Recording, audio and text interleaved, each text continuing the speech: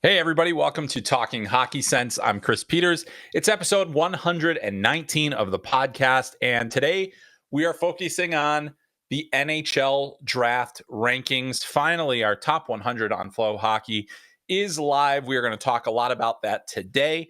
We're going to talk about the Combine. I've got a ton of listener questions that were based off of the draft rankings, which were released Monday on FloHockey. So got a lot of listener input and excited to talk about that, and a lot of great questions as usual, a lot of pointed questions and some disagreements with the rankings you might find based on the tone of some of these questions, but it's really exciting for me to see that. So thank you for those of you that have already read it. If you haven't read it, you can find the draft rankings on FloHockey right now, FloHockey.tv. There's a number of ways to find it. You can always just search for FloHockey draft rankings on your old Google machine, or you can check out our homepage, which has FloHockey.tv. And then also you have at the top the NHL Draft banner. And as of right now, our draft rankings are still the number one story. So, before we get to the actual rankings, I'm going to talk a little bit, summarize the rankings a little bit, talk about the top 10, talk about some of the more controversial or more difficult decisions for me to think about. But I also want to remind you on this podcast, if you want to follow this podcast wherever it may be, download us on your podcast app of choice. If you want to listen to it, if you want to watch it, you can catch us on YouTube or FloHockey.tv or the Flow Sports app. And boy, we've got a lot of stuff going on in FloHockey right now. The main thing, the ECHL's Kelly Cup playoffs, it's tied 1-1 after the first two games. Game 3 is on Wednesday night on FloHockey.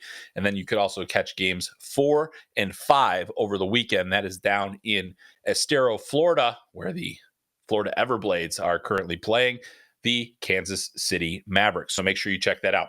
All right. So again, to read the draft rankings on FloHockey, you can catch them right at the top of that page for now. If you don't see it, just scroll down a little bit and you'll find it. It's going to be pretty easy.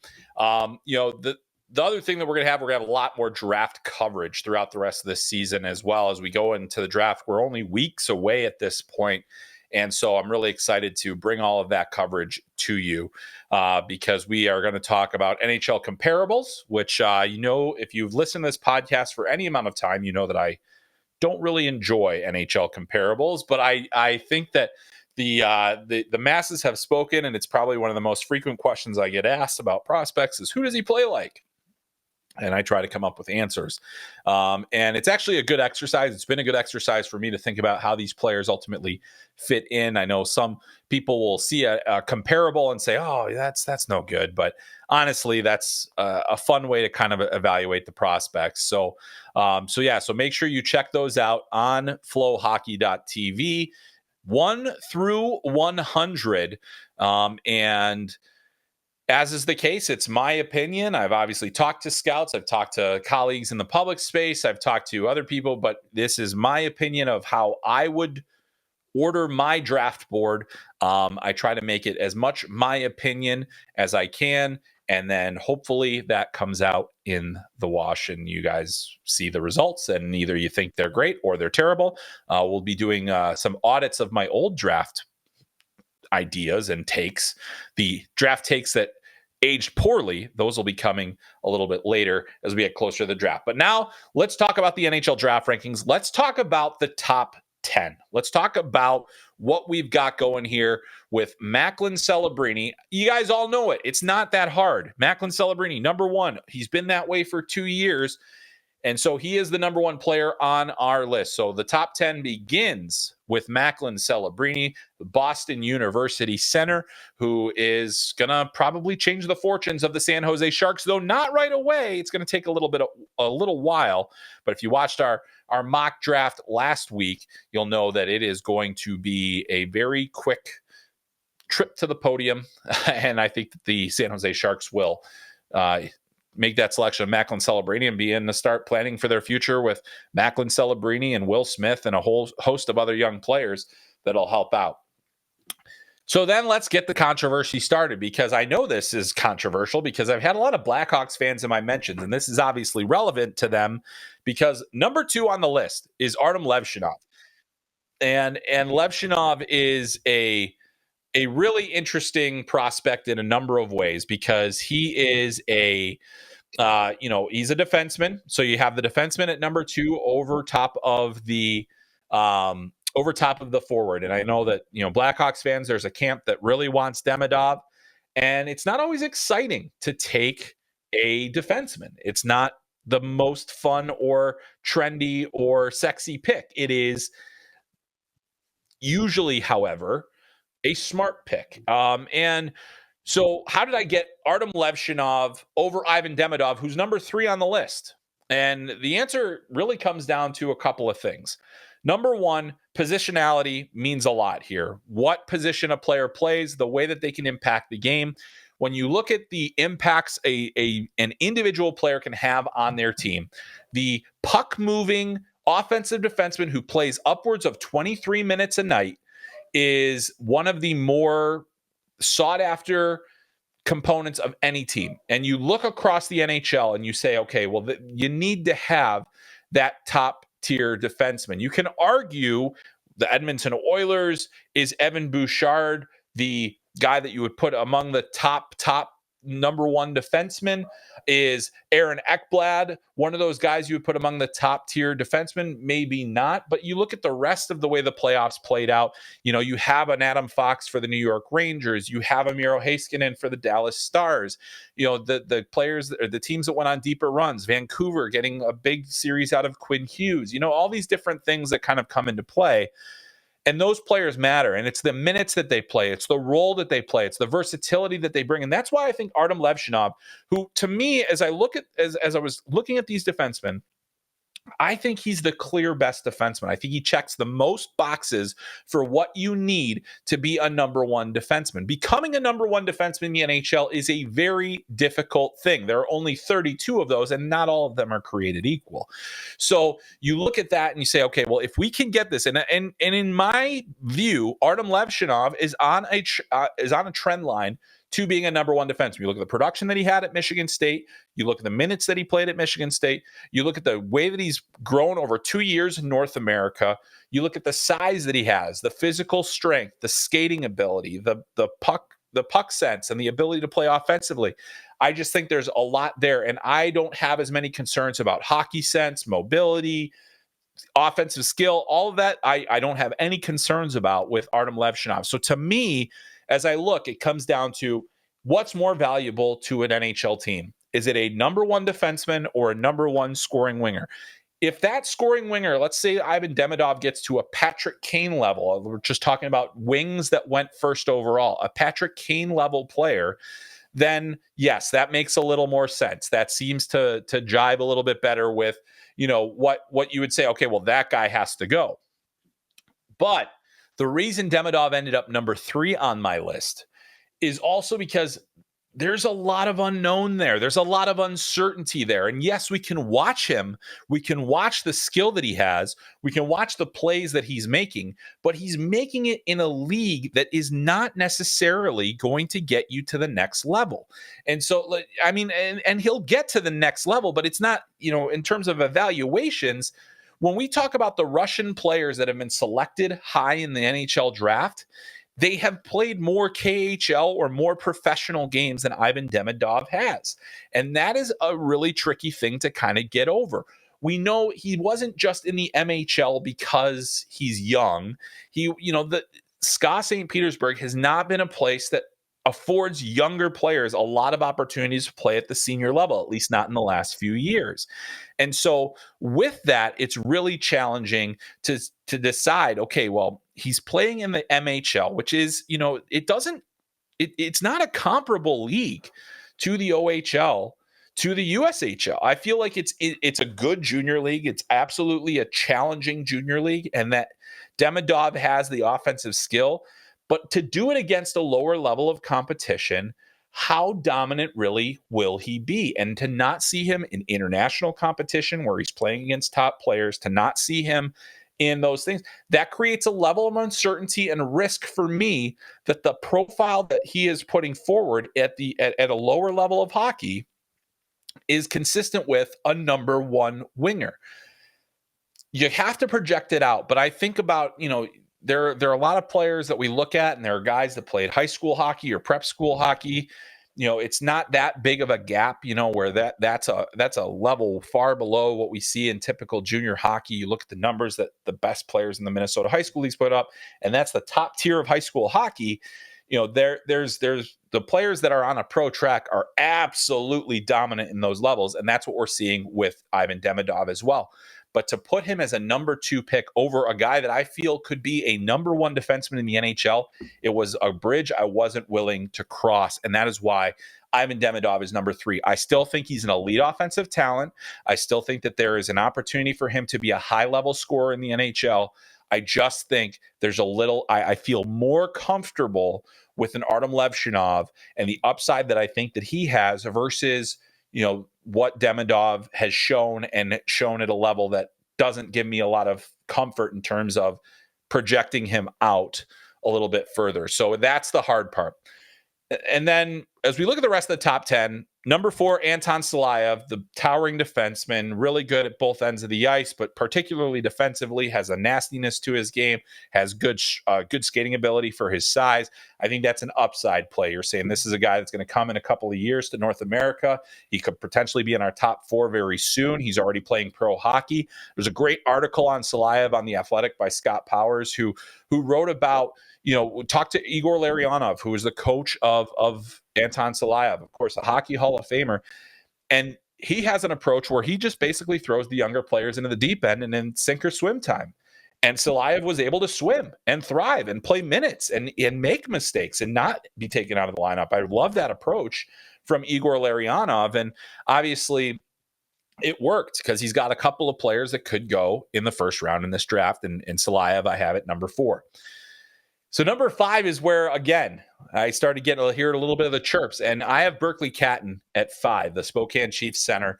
He's undersized, but he is quick. He is shifty. He scored 51 goals, 116 points this season in the WHL. And I don't think we can overlook how impressive that is. I mean, it's just a remarkable production for Berkly Catton. I have him over Caden Lindstrom, who I think is the player that might have more upside, but I also feel like he has more risk. And I feel like Catton, with his speed, his skill, his hockey sense, his ability to process the game at speed, his ability to get behind defenses, his ability to create and transition, all of those things are valuable traits at the NHL level. And now he's not a big guy, and often you're going to see that 6'4" center. Would not shock me at all to see Caden Lindstrom go before Berkly Catton. I just think, based on what we've seen over the course of the season, based on the trajectory of both players, I feel like Berkly Catton can be the more impactful NHLer because of his skating, his puck skills, and his hockey sense. Those are the things that I really value. Those are things that he doesn't have the size. That's really the only difference. I feel like he's a good competitor, and then he's got that hockey sense factor that I think puts him above. And number 6, we had Zeev Buium from the University of Denver. And Buium, over some of the other defensemen, I think you look at Sam Dickinson, a Carter Yakimchuk, a Zane Parekh, and you say, wow, there's a lot of upside in those 3 players. There's a lot there to like. There's, he's got a lot of potential. And, I'm really excited to see basically where everything goes with those guys. But Zeev Buium, to me, is the player that, he checks the most boxes in terms of the hockey sense. I think he's really improved his game away from the puck this past season. He was a top defenseman for a national championship team, major minutes, high leverage situations. He always seemed to thrive. 50 points in college hockey as a true freshman. I just see there's a lot that he's reaching for. He's going to get to another level here, and he has really grown year over year. I mean, when you see these late birth date guys, you get a chance to see him as an under 18, and then their draft season is technically as an under 19. But we got to see the year over year progression. And for me, Zeev Buium made one of the more dramatic progressions of any player in this draft, because at the beginning of the season, I had him as a fringe first rounder, and now we're talking about him as a top 10 pick. I think he's an exceptional player. I think he's got exceptional hockey sense, and his dynamic skill set has really thrived. And there is a proven commodity to that. So I do think he's got the chance to be, probably can he be a top pairing defenseman? I think it's possible. I think he could be a really good number 3 as well. I see top 4 for him because of the hockey sense and because of what he does game in, game out, and the skill that he possesses. So Really like that player an awful lot. Caden Lindstrom is the next guy, and he comes in at number 7. And, I think I've talked about it a lot on this podcast, the risk factor with the injuries and the different things. It's there, but I still think the upside is such that it's like, hey, he's a 6'4" center that can skate, that can, make plays, that can score. I would have loved to have seen a full season from him. I would have loved to have, this clean bill of health. And, I think teams are really going to be focusing on that at the Scouting Combine, which is this week. And I'll be there, and we'll have a chance to talk to guys like Lindstrom, Catton, some of the guys that are dealing with injuries, to find out a little bit more about where they're at. But Lindstrom comes in at number 7 because I think it's all about that upside and that ability to be a potential big center that can make a lot of plays. And you watch the Stanley Cup playoffs and you're saying, wow, there's, you want to have the heavier player, you want to have that physical edge, and he's got it. Then he's also got the skill, which I think is super fun to track as well. So, Caden Lindstrom came in at number 7. Then we go 8, 9, 10, and this is where we round up the defensemen. So you've got Artyom Levshunov, Anton Salayev, Aziv Buyum, Zane Parekh, Sam Dickinson, and Carter Yakimchuk. You've got 6 defensemen in the top 10. Zane Parekh at number 8, Sam Dickinson at number 9, Carter Yakimchuk at 10. And really, if you put any of them, and you put Buyum, you put Catton, you put Lindstrom in that group, I think that's really any order that goes. I'm not going to complain. I mean, you could throw in guys like Iginla and Seneca and that, but I think this top 10 right here for me, these are the guys I feel most comfortable projecting into the top 10 of this draft. And a lot of it has to do with, you look at Dickinson and Yakimchuk. Yakimchuk has that raw ability, but just tremendous skill, just unbelievable skill. Made a ton of plays this year, scored 30 goals. Sam Dickinson, what a play down the stretch. He, helps London win the OHL. He's playing big minutes. He's defending well. I think his game has shown improvement in the hockey sense, and the athleticism that he has is just remarkable. And then you've got Parekh, who just can change the dynamic of a game with the puck on his stick. I mean, you watch him in this Memorial Cup champion, point per game in the Memorial Cup tournament. Wasn't always as noticeable, but he was competitive, and he was doing things that I think help teams win. And that's getting involved. You need puck moving defensemen. You need guys that are going to be that extra forward on the ice.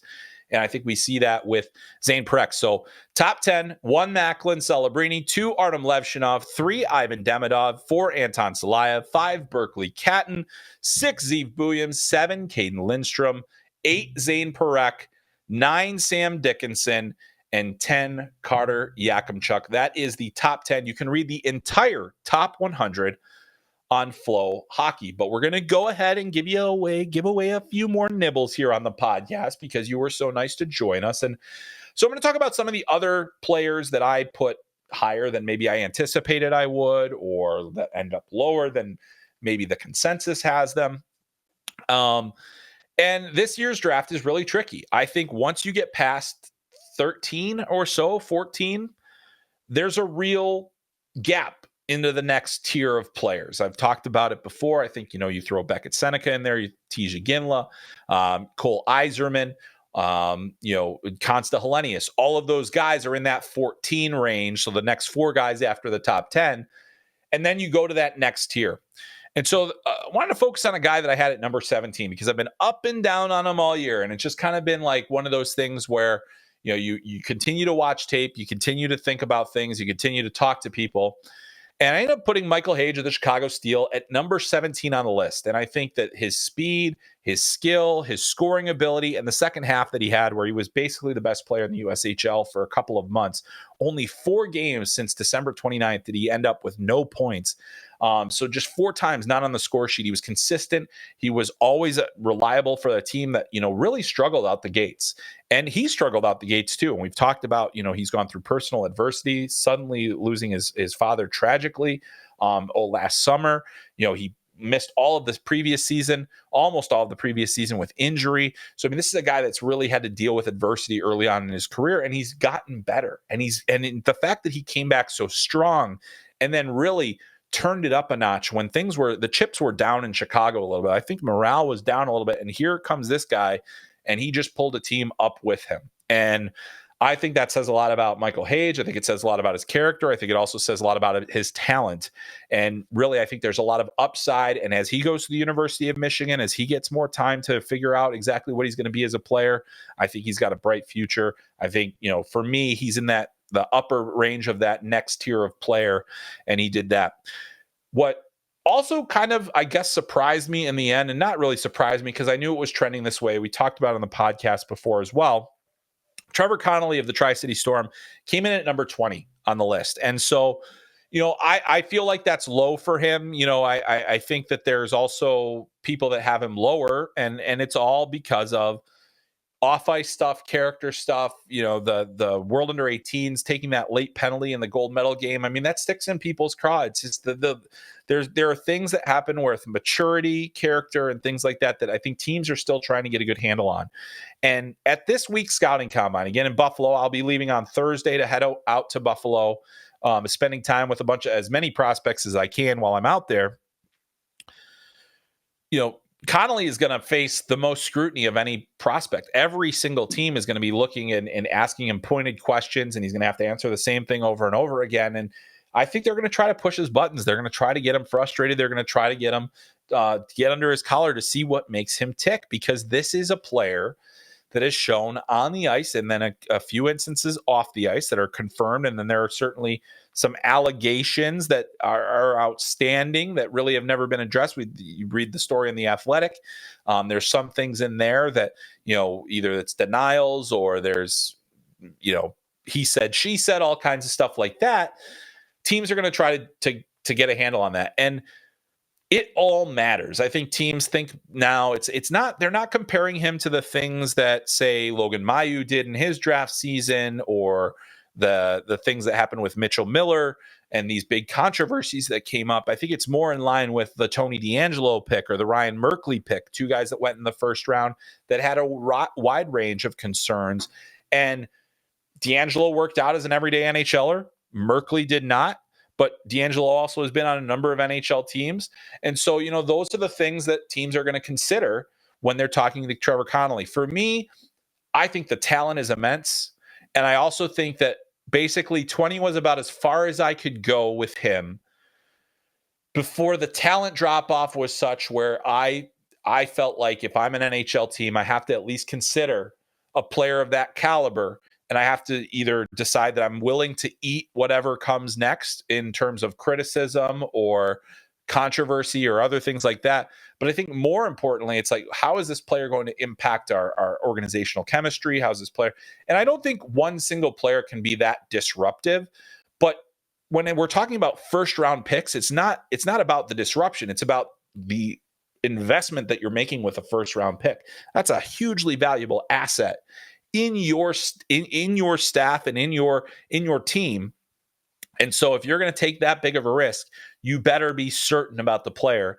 And that's the thing. I think it's in the 20 range. I think really, I've said it many times. I think he's a top 15, potentially even top 10 talent in this draft. But the concerns are what they are, and teams cannot ignore that when they're making their selections. And so I think it'll be very interesting to see where everything ends up going with Trevor Connolly, but he came in at number 20. A couple other guys, some late risers. Stian Solberg, we've talked about him. He came in at number 25. Yegor Surin coming in at number 26. I think another guy where, he's playing in the MHL also, where a lot of his production is the MHL versus Demidov. But hey, at 26, I feel a heck of a lot more comfortable making a bet on a player that showed that skill level there than I do at number 2. So I feel good about that. And I also, Surin was a guy that I watch more and more film on, and it's just like, boy, he impacts the game in a lot of different ways beyond scoring. And he's aggressive off the puck. He's a really good in puck pursuit, and then he's got really tremendous hands. So really fascinated by him.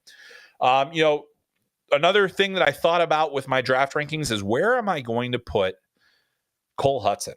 Where is he going to go? And I think it's a very good chance he goes after 50 in this draft. I think it's possible.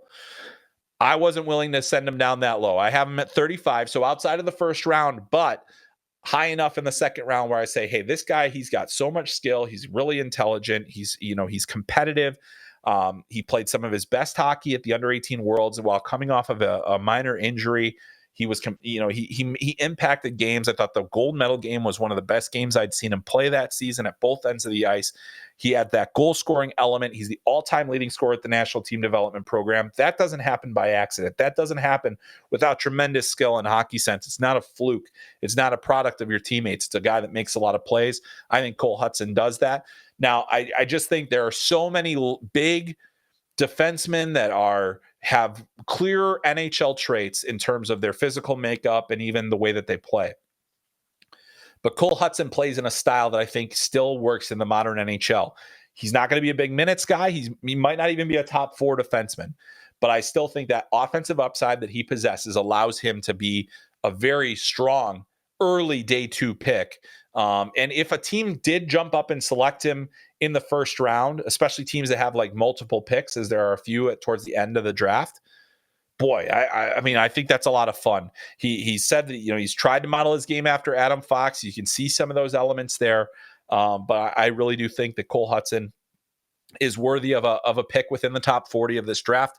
I don't know if it'll happen that way, but I personally think that, based on my list, I felt like he could go no lower than where I had him at 35. On the other end of the spectrum, we look at Aaron Kiviharju, and his track record's phenomenal, and there's a lot to like. But coming off of a major knee injury, coming off of, basically a lost season, the risk factor to me was too high to really put him into the top 50. So I'm at 52 on my list. I like the player. I like the character of the player.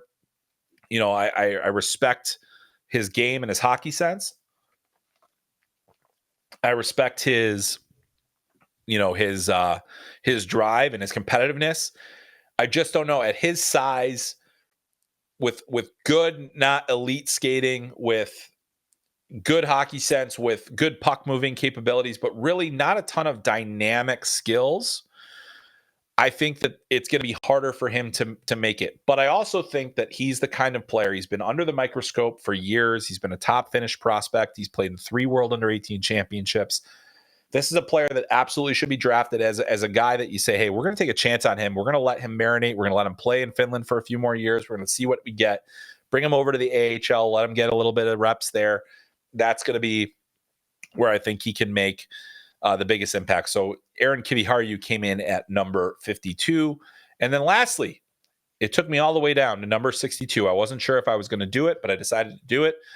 Mikhail Yegorov from the Omaha Lancers came in at number 62 on my list. He is the top goalie prospect on my list. Not a lot of goalies made the list in the end, but he's the number 1 guy. And if you look at his numbers, you're going to say, how is that possible? How are you putting a goalie with those numbers in there? He was on the worst team in the USHL. Omaha really struggled this year. They struggled in front of him. He struggled at times, but you look at the 6 foot, he's huge. He's a big goalie. He's got good athleticism. I think he reads plays well. I think that he has all of the tools that NHL teams are looking for in a goalie that they can mold. And ultimately, I felt like that was the guy that deserved to be in that spot. So Mikhail Yegorov, I mean, you got to give him a lot of credit. He played through a very difficult season, but boy, did he ever come through, and just show that there is a foundation of NHL talent there. I think with the goalies this year, I'd rather bet on upside than on that proven, numbers. There are some goalies that are going to have a lot of goalies are going to have better numbers, better track record. But I see the foundations of an NHL goaltender in Yegorov, even if I don't know if there's really a number 1 goalie in this draft class. There may not be. All right, so that is our notable players. There's plenty more. Again, go read the entire list at FloHockey.tv. You're going to get a lot more information out of it as if you go ahead and read the whole thing. But now I turn the show over to our listeners, and I had put the draft rankings out on Monday. I asked on Twitter or X or whatever you want to call it. I think we're still doing it that way, where we just say whatever it is. I asked, hey, take a look at the rankings. Let me know what you think, and let's talk about it. Let's get to it. And so we are going to waste no time. Nobody argued with Macklin Celebrini at number 1, shockingly. Nobody had the guts to do it. Nobody said, you're full of it. There's no way this guy's this good. He's that good. So anyway, stay tuned for the NHL comparables, and then I'm really going to make you wonder. Okay. So our first one comes from Maxwell, and this is about the Chicago Blackhawks. There's a whole lot of public scouts who don't feel Levshunov's got a decent chance to develop into a number one. But I get the sense that NHL teams feel a little different. Are teams overestimating their development ability, or is the public missing something? So this just gives me a little bit more time to talk about what I think is really the most critical place in the draft, and that's number 2, Chicago. They hold the key to everything. Everybody knows where Macklin Celebrini is going. They don't know what Chicago is going to do. I can tell you I don't know what Chicago is going to do. As I said on the mock draft last week, and if you haven't watched that, go ahead, go back, watch last week's, or listen to this last week's mock draft with Stephen Ellis from Daily Faceoff. It comes back down to, I do believe that he has the potential to be a number one defenseman. I would rather bet on that than take the chance on Demidov. Now, I've talked myself in and out of this so many times, and I can only imagine what Kyle Davidson and the staff of the Chicago Blackhawks are doing right now. Maybe they're cool as a cucumber. Maybe they already know what they're going to do. But what I think is challenging with the Blackhawks is, this is one they just cannot get wrong. And there's risk in every single player that you draft. There is risk in Macklin Celebrini. There's risk in everybody. Anything can happen. There are so many different things that come into play that make or break a draft prospect. So the reason that, whatever the other public lists say, that's fine. Everybody has their own opinion. I think that projecting a player to be a number one defenseman in the NHL is very difficult. And if you're not certain, then you probably go in a little bit of a different direction. And maybe that direction is Demidov. But to me, especially since the Blackhawks in particular don't have a right shot, they have Seth Jones as a right shot defenseman. They have Sam Renzel as a right shot defenseman. But Seth Jones isn't going to be the long-term solution with this core of Blackhawks. As good as I think, I still think there's a lot of value in Seth Jones. I understand the contract and everything like that. But this is a guy that can log big minutes. And I think that if you get him with some of these younger guys, it's going to only help them down the road here. But Artyom Levshunov to me is a clear, a guy that has a real chance. Maybe he goes to the AHL next season. Maybe they try to get him on the NHL roster. Maybe he goes back to the Michigan State University, which I think is a great path for any defense. When we look at all the guys that have spent 2 years in college hockey and had success, arrived to the NHL ready, I feel like he has the most to offer among this D-core, the fewest questions I have. And I've seen a lot of very strange evaluations of him. I've seen people say he's a bad skater. Nope. You watch him. I will tell you, he doesn't look like he's moving fast, but just watch the players that he gets around in college hockey. It is unbelievable how quickly he gets up the ice with such little effort. I remember people saying the same thing about Jack Eichel. Jack Eichel's just got a really long, fluid stride, and he's got some power to it, and he's able to, get to pucks pretty quickly. So, I think that's good. Do defensemen pick up secondary assists all the time? Sure. And if that's a crime, then it's still points. And in the end, he's had more points than most draft eligible defensemen. And you also have to remember, this is a guy that's going to school with English as a second language. He's going to one of the top programs in the country, and also leading them back to prominence after so many years where they didn't have success. So I don't think teams are overestimating their ability to develop players. I think that they're just, and I don't think the public is missing anything. I just think that the tightness of these players at the top of the draft after Celebrini is significant. And that is why you're going to see a lot of different opinions about who Chicago should take. And we'll see where that all goes. All right, let's move on to the next one. Let's talk to Kyle. And Kyle's got some really good questions here, because it gets back to this point that we talked a little bit about earlier. Kyle asks, in this write-up on my draft rankings, it sounds like the main reason you have Demidov below Levshunov is a lack of in-person views, which Promin often cites as well, and the KHL factor. If Demidov played in the CHL, do you think he would be able to perform to the same level, be perceived more highly?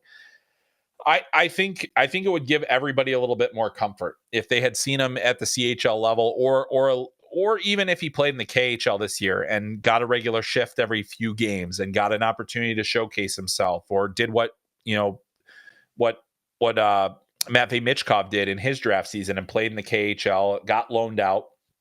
It wasn't possible for Demidov to be loaned because he was, had only 1 year remaining on his contract. And so they took the path of having him play U20. And so, he still stayed in the SCA system and everything was fine. And, but again, to me, it's not just about the lack of live viewings. That doesn't bother me as much. I think it would bother NHL teams, but I've obviously had to do the job on video for years where, I get a lot of live viewings, but I don't see everybody live. And there's certainly been plenty of years where I didn't see any of the Russian players live. And it hasn't really knocked me back too much.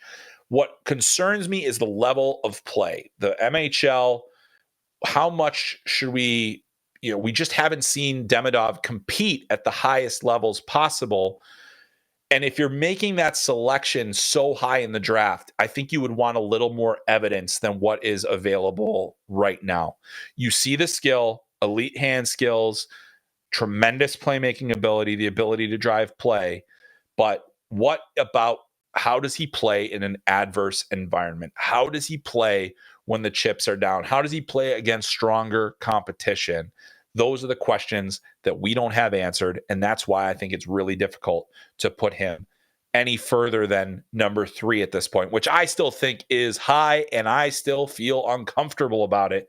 But I really do believe in the skill that much in what I've watched over the last 2 years in Ivan Demidov and seen a player continue to progress. He's got a track record that is really interesting, but he just doesn't have it against the highest competition. So that's what gives me pause. And that's why it's so challenging for the teams that are picking at the top of the draft to parse that all out. All right. Number 3 on the question list comes to us from Habs in the Making. And this is, if the top 3 goes something like this, seems like it could be based on rumors and team needs, Celebrini, Levshunov, Dickinson. Do you think Columbus goes for based on who do you think Columbus goes for based on what you're hearing, their needs, their philosophy, the big C, the LHD, the skilled right wing? I think they could go in any one of those ways. As far as Columbus is concerned, they still have to compile players. They have to continue to build out their core. They've got Adam Fantilli, they've got Cole Sillinger, they've got Marchenko and Chinakov and all these different players, Juracek, Matejchuk. They've got players around in the positions that are necessary to be filled. You can go any number of ways with this. I think that there's really no telling what's going to happen with those top 3 picks. Anything could happen. But I think if I'm Columbus, I think the guy, especially since I have this foundation available, if Demidov is still there at 4, based on my list, that's the pick that I would make because Levshunov and Celebrini are gone. I think that Demidov is the next best available player. I think that, Columbus is always looking at, they're looking at everything. They're looking at team needs. They're looking at how to build the roster, but I think that they're looking at who's going to be the most talented player available. And when you're picking at this range in this particular draft, Ivan Demidov makes a lot of sense there. If you want to have that long-term sustained success, you still have to build a really good blue line as well. And so you still have that opportunity with any one of Salayev, Parekh, Buyum. But I think in this scenario that you've laid out for me, where there's Celebrini, Levshunov, Dickinson go, I think it's an easy pick for me that Demidov would be the next guy off the board. I think that would be the most impactful thing.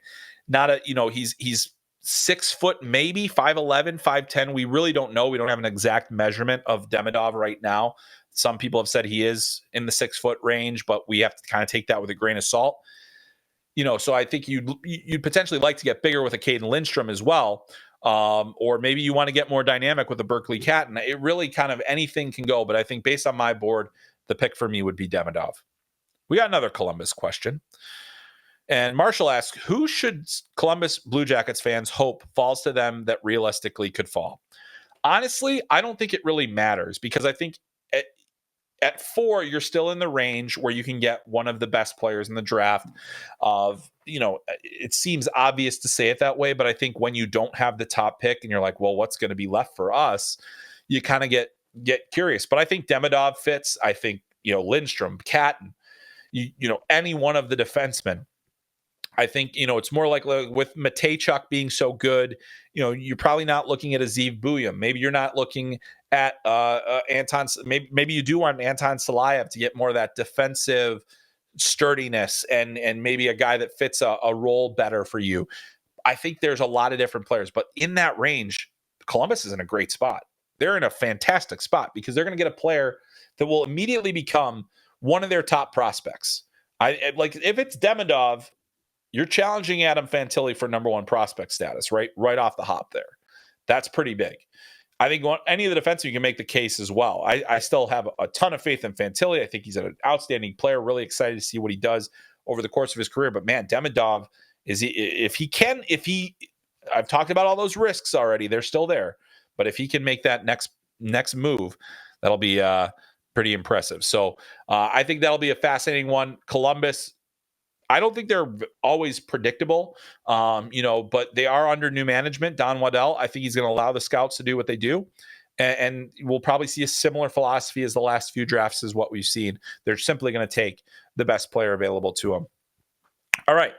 Our next question comes from Jay at JLM, and he asks, chances of the Sens getting one of Berkly Catton or Zeev Buium, those are my ideal picks.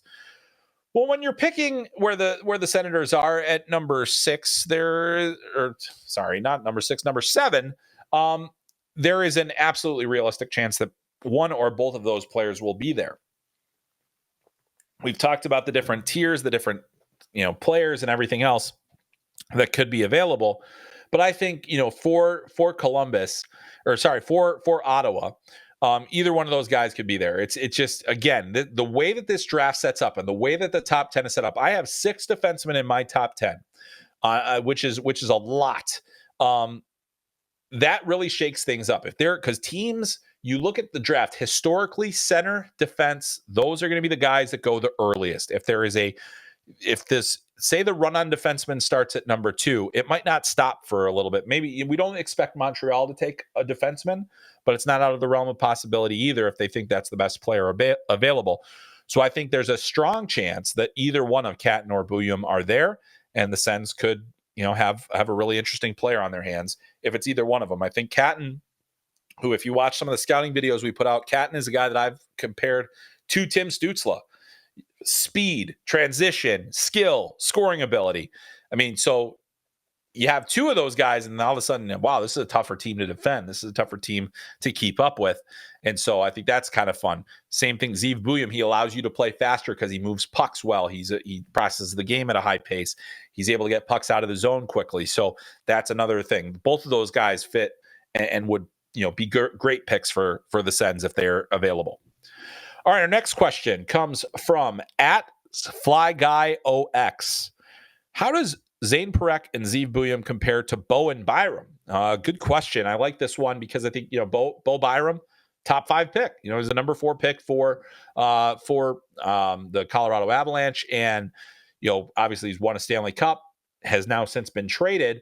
But here's how I'm going to go specifically off of Byram in his draft year. Now, I had Byram a little bit lower than some people did in his draft year, and part of it was because I had some concerns about his overall hockey sense and the defensive capabilities that he had.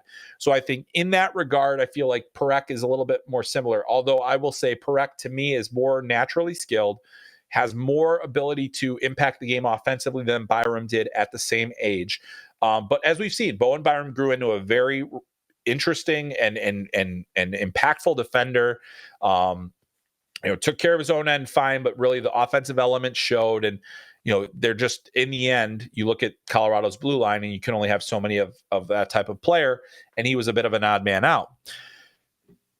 And so for me, I think the difference between Buium, I think Buium's hockey sense is such that he's capable of defending. He's got he's aggressive, but he's not careless. There were times when Bo and Byram was a little bit like a wild pony in his draft season. It was fun to watch because he'd make a lot of plays, and I still think we were talking about, okay, well, what does this mean for can he play that way at the NHL level? And ultimately, I think he proved that he could. And then he also reined in some of that wildness to his game. And I don't think either of these guys that we're talking about are necessarily wild. I wouldn't call Parekh an all or nothing offensive defenseman.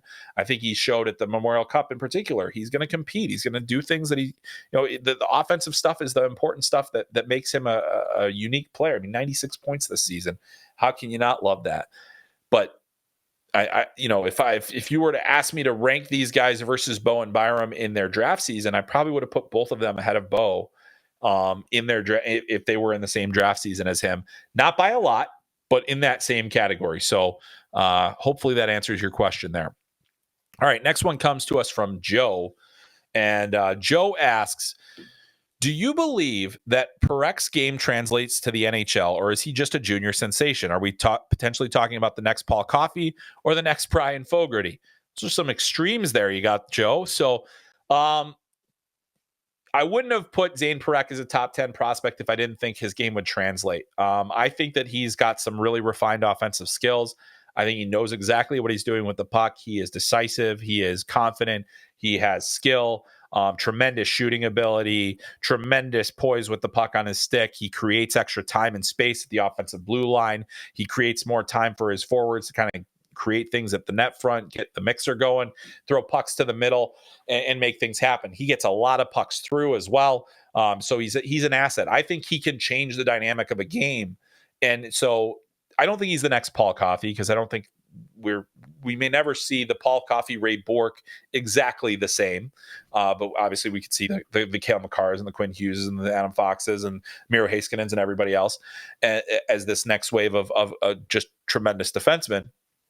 But I do think that, Parekh to me is going to be a top 4 NHL defenseman.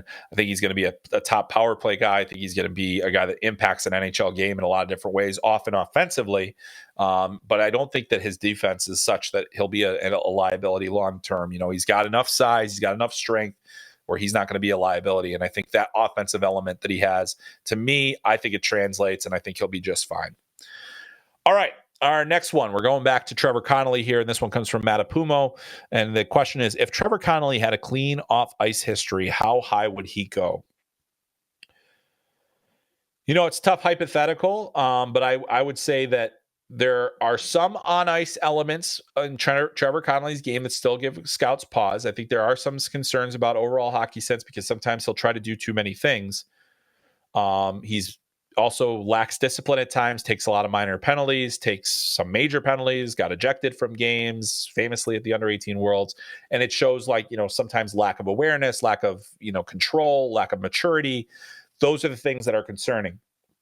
On skill, he's a top 10 pick. I mean, on skill, but I think because of the hockey sense things, I think, I have him at 20. I don't think he'd go a ton higher. I think probably in that 12 to 15 range.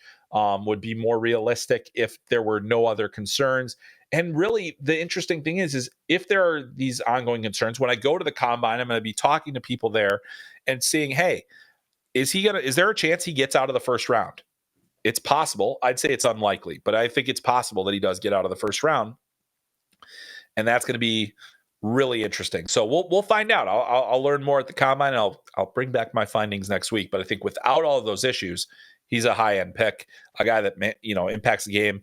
I think, I was trying to think of different guys. And, before JT Miller became a trusted center, I think he played a lot of wing.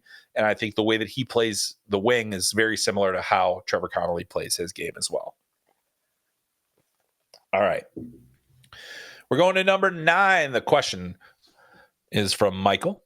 And Michael says it's a loaded question, but as a Sabres fan, Beckett Seneca has Alex Tuck comps, but has stick handling similar to Tage. Who is the better comp? Also, who would you pick between Catton or Zach Benson? Try Beltlines Brewing, All Dressed Wings, or Adolph's in Buffalo. Cheers. That is so nice of you, Michael. I appreciate the recommendations. I do have a dinner date on Thursday at Gabriel's Gate, and that is where I'll be. Please allow me to eat my wings in peace, though. If you see me, though, say hi. I will be the guy with buffalo sauce everywhere. So anyway, getting back to the question here and the Buffalo Sabres, I mean, obviously you look at those two comps. I think, to me, Tage is a little bit different. And he's obviously got the hand skills, the scoring ability. For me, Seneca doesn't really compare to either of those guys a ton. I actually think like Caden Lindstrom was a guy that I has an Alex Tuck comparable. But I think as far as Beckett Seneca is concerned, he's probably closer to Tuck in that way. I actually have him compared to a different Buffalo Sabre, and that's Jack Quinn. And it's more because of the way that he reminds me of Jack Quinn as a prospect, as opposed to what his NHL, like obviously Jack Quinn's dealt with injury issues. It's been unfortunate. The Sabres went out on a limb kind of taking him when they did. And I still think there's a tremendous player there. I think the skating ability for Seneca is probably a bit better. But Quinn had, that ability the shifty puck skills, getting to the interior, the shot from, just getting into a better shooting area. And that's a guy that I think really makes a lot of sense in terms of how Seneca can play. And if he does that, that he's a fascinating player. So I really like that.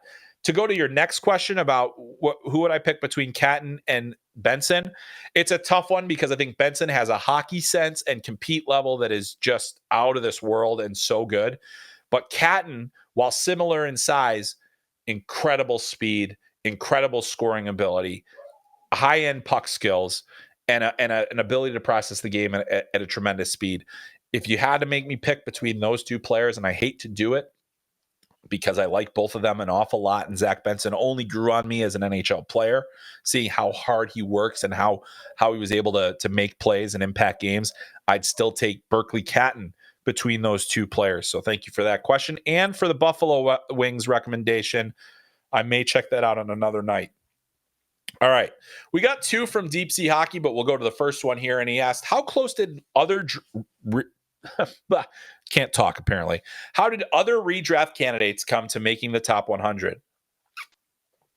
Anthony Romani, Dylan Wakey, Austin Bernovic, Conan, and Yuri Tihacek are possibilities that come to mind. Good question. I think Romani was very, very close. Romani was very close in there. Obviously a tremendous season for him. Big points, did a lot of things well. I think he's going to get picked. Austin Bernovic, another guy, really didn't look like a draft prospect coming out of the National Team Development Program. He goes to Madison in the USHL, scores 40 goals this season, leads the USHL in that category, and he's got size and he's got the scoring ability. And you're like, whoa, where was this last year? So I think he'll be picked as well. He was also fairly close. The other guys, not so much. But, there were a few draft reentries. Jesse Pulkkinen is in there. Andre Betcher is in there. There are a few others. And those reentries are they're interesting because I think that there's a lot of value in reentry prospects because you got a little bit more time, you got a little bit more information. And so that's where those guys, they can give you a little bit more of an advantage. So I like those players. But that brings us to our next question from Deep Sea Hockey. And I'll kind of get into this a little bit more. More generally, when you're ranking prospects, how do you compare a first-time eligible prospect against a redraft prospect? Well, this is a big part of the process and why many, many redrafts will not go in the first round. Age matters in the prospect world. It matters a lot because it tells you a little bit about the development arc. It tells you a little bit about physical maturation. It tells you a little bit about experience and different things like that. And so when we see a reentry prospect play at a higher level than they did when they were draft eligible, that's an expectation.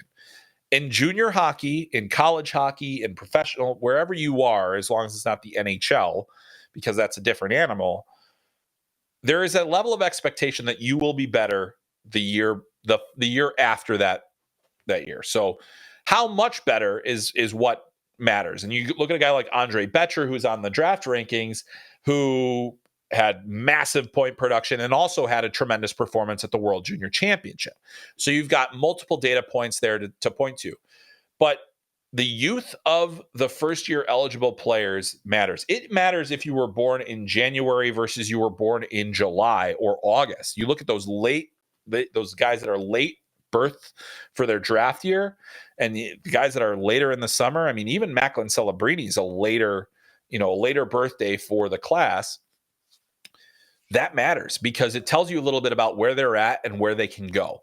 And so you're projecting out a few years down the road, and you've got more runway with the player. So there's still a lot of unknown with that. But that's ultimately what it comes down to. It's not just age, and then you say, okay, well, what are the physical differences between a player year over year? What are the situational differences year over year?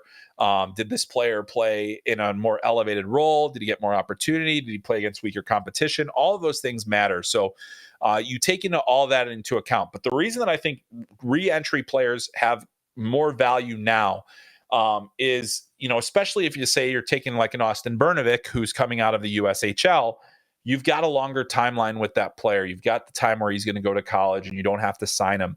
And so that allows you that extra time to really evaluate the player. So you're saying, okay, we think we can develop this player, and we're not concerned that we're getting him a year later than we could have last year.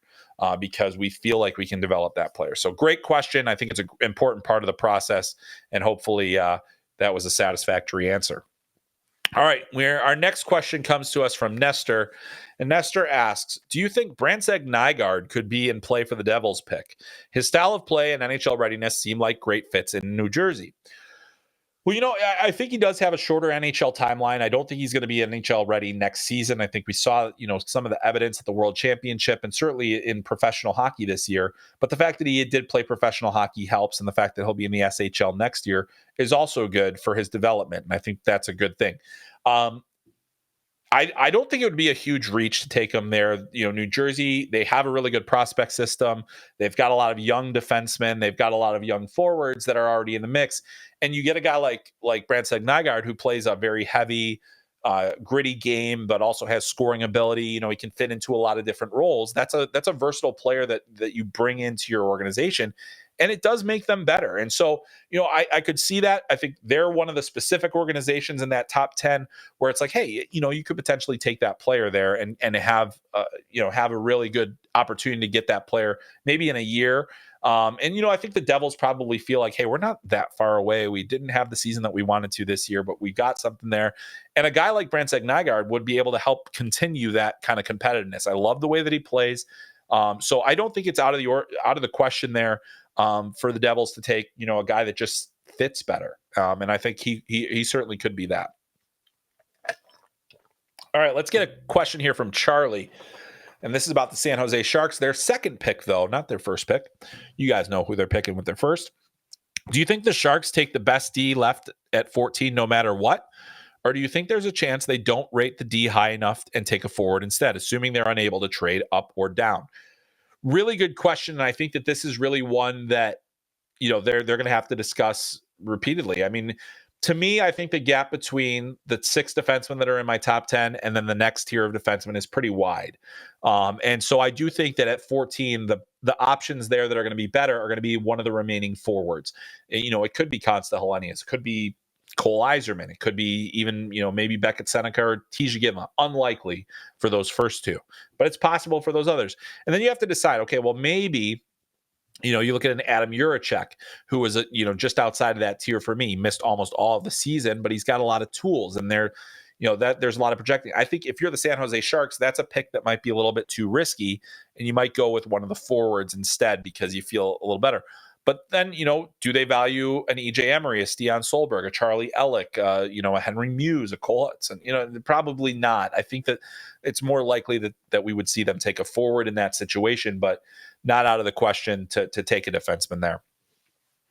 All right, our next one comes from our pal John Mattis, who he's a pro. He's a pro, so this is a guy that knows what he's talking about. He asked me for my favorite prospect outside of the top 50 and why. Curious if there's a particular guy with tantalizing skill set who hasn't quite put it all together, that kind of thing. Well, Aaron Kiviharju is not far outside of my top 50, but obviously I love the upside, and I think that's one player that I would point out. I think it's always easy to say, well, how about the guy that's 51? But that's not always the case in terms of favorite players. But looking at it, I think one of the guys that I like that's also higher in my top 50 is Carson Wedge. And excuse me, Carson played for the Calgary Hitmen this year. He also played for Canada at the Under-18 World Championship, which is where I really got a chance to see him live and to see what he does. And it's not that he has tremendous skill, didn't have amazing numbers, but he forechecks like an NHL player. It's heavy, it's physical, it's fast. He closes on pucks. He's intimidating. He's strong. Those things matter to win NHL games. And that's why he's a guy that could go ahead of the 50s. The lack of offensive upside, I think, does keep some of those guys down. But that's a player where you're like, this guy's going to be on our third, fourth line. He's going to be a menace to the other team. And as long as he keeps that competitive edge, that's going to allow him to do it. Now, if he adds an offensive element to that game, now we're talking about a power forward. Now we're talking about a guy that can do a little bit of everything. And if he does put that all together, that makes a very valuable player, a player with that level of work ethic, that level of tenacity off the puck, and then also the fact that he's physical and makes plays. That's a valuable prospect. So that's kind of cheating. I mean, if you want to look a little further down the board, some of the guys that I've liked throughout this season, I think Atos Koivu is a little further down my board. I think he's, probably settling into a third or fourth round pick, possibly. He's Saku Koivu's son, but I mean, this is a guy that came on strong this year. He's good two-way setter. He's aggressive. He's physical. He's not a big guy. He's still, filling out. But he's got some speed to him. He's got some tenacity. So I think that, if he's one of those players where, hey, if he can put it all together, that's a guy that's going to find his way into a middle of an NHL lineup. So I like him quite a bit as well. So John, thank you for the question. Always good to get one from one of the pros out there. But yeah, so we'll see. All right. So as I mentioned, I'm heading to the NHL Scouting Combine on Thursday, and we've got a question about that from Avco Cup. At the Combine, who do you think the players are that most likely to improve their draft stock through the interview process? Really good question. I mean, I think there are a lot of guys that have high character. I think the players are so prepared. They're able to speak, so well, and they've probably rehearsed a little bit as well. Scouts don't love the rehearsals. I'll tell you that much. They'd much rather see a player in their natural, thing, and that they'll ask them a lot of questions. But, one thing that I have heard from NHL teams is the ones that have talked to Trevor Connolly have said, he interviewed pretty well. They got, that matters. I mean, it's like if they get a feel for a person, they say, hey, some of these things are in your past. That's going to help you improve your draft stock. I think guys that I've personally talked to that I think are going to be, really fascinating and good. Like I think Carter George, the goalie, who played for Canada at the World Under-18s. I think he's a guy that, he's just honest and open and has a lot of good insights and thinks the game at a high level. And I think that, getting those guys in that setting is big. The guys that are real, hockey nerds, the guys that just kind of like to crush tape and whatever else. I mean, there are some really interesting things in there that teams can bring up. I mean, a lot of them will pull out the video and, hey, what were you thinking here? What's going on here? Why did you do this? So I think that'll be fascinating too. But I think, those players and then the guys that have medical situations, Berkly Catton, which it's minor as far as I've heard on that front. And then Caden Lindstrom, who's got a little bit more of an involved kind of medical thing. I think those guys will be able to help themselves as well. All right, let's move on to Kyle. And Kyle asks, draft targets for the Rangers. I like Hudson, Hemming, Muse, Emery, and maybe Connolly. And I know there's some bag there, but should those guys be around at 30? Yeah, I mean, I think there's certainly a possibility. I think Hudson is a no doubter to be available there, and that might be something that they decide to look at, and that could be very, very, good for them. But I think that some of the other things that could potentially entice them are, I think like Hudson's kind of like what they have. I think Hemming there's a very good chance he'll be there at 30. I had him a little bit higher on my list. But he's a scorer. He's a 6'2" guy. He's got some power to his game. He needs to add more to it. He needs to get more aggressive. But that's a guy that could fit there. Emery is a possibility to still be around there. I think that the in the system, you're probably looking at some of the guys that you already have. And you say, does he fit? Is there a place where he can go? So I'm not necessarily sure about that. But a Henry Muse, who's a much more offensive minded defenseman, not quite in the same way that Adam Fox plays. That could be an option as well. But really at 30, I think you just take the player that you have highest on your list and you say, all right, we got a guy here, or you trade back and get a couple extra seconds, whatever you got to do to maximize the value of that pick. But I think there's going to be some good options there. I don't love the draft after 20, really. I don't think that it's amazing.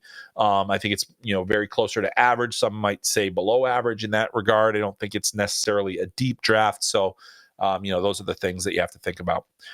All right, our next one comes to us from Danny, and Danny would like to ask, where would Alexander Zetterberg rank if he was 5'10", 5'11", instead of 5'7"? And what a great question that is, because,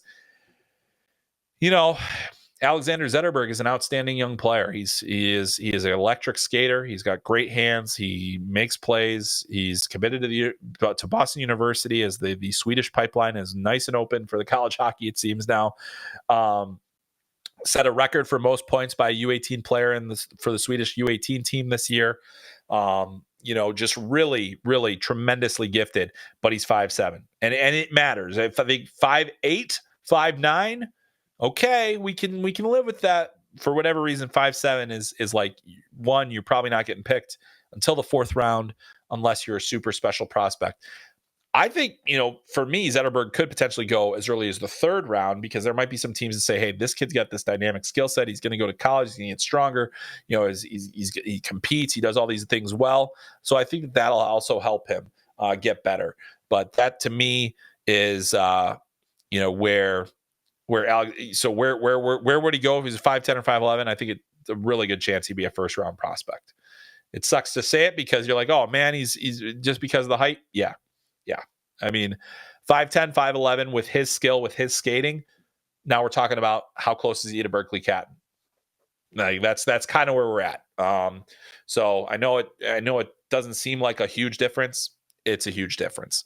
So that was a great question, and that's going to do it for today's questions, because we've got so much more to get to next week. I have a few that I didn't get to today, but I will try to get to them at another time. But I just have to say, this time of year, it's always very busy, very stressful, but it's super rewarding to know that people are reading the list, that people are having these kinds of questions, that are interacting with what we do. There is going to be so much more NHL draft content coming your way. There is going to be a ton of coverage from Vegas at the draft, a ton of coverage this week from the Combine video. We're going to have interviews. We're going to have some other things. We're going to have some written content. I'm going to be talking to scouts. I'm going to be talking to the players. We will have a ton more information. The Scouting Combine is one of the best clearinghouses for finding out and taking the temperature of where things are blowing. We'll try to bring you that information on our next podcast. We'll have many more written stories and video stories on FloHockey. So make sure you are staying tuned to our draft coverage. You just go to FloHockey.tv. There's an NHL Draft tab right at the top of the page. You click on that. You'll get all our videos, all of our articles, our rankings, and so much more. I cannot thank you enough for joining me on this week's episode of Talking Hockey Sense. Huge thanks to Nikki for producing, everyone that sent in a question that helped make this show better, and also all of you for listening. It is such a great time of year. I'm so close to summer. I cannot wait. So make sure you are subscribed to FloHockey. The draft rankings, by the way, are free. You don't have to subscribe for those, but you should subscribe for the Kelly Cup Finals as we head into Game 3 on Wednesday night between the Kansas City Mavericks and the Florida Everblades, going for the unprecedented three-peat in the ECHL. And we will have so much more coverage of this NHL draft. So do not go anywhere. Come back to us next week. Make sure you download the podcast. Make sure you leave a kind rating and review. Make sure you're watching on YouTube and anywhere else you can find it. But we are so grateful to all of you for joining us on this week's episode of Talking Hockey Sense. My name is Chris Peters. We'll see you next week.